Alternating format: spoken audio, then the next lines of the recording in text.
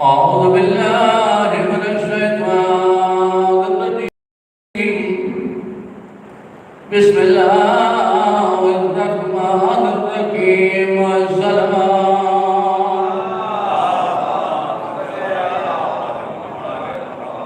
الحمد لله رب العالمين والعاقبة للمتقين والجنة للمتقين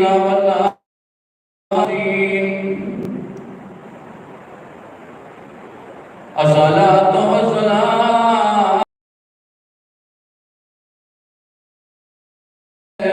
جد الحسن والحسين شمس بين القمرين نور بين الحرمين هادينا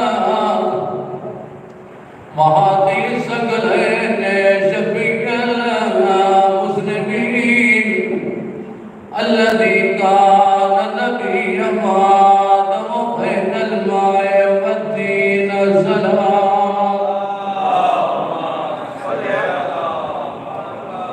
الصلاة والسلام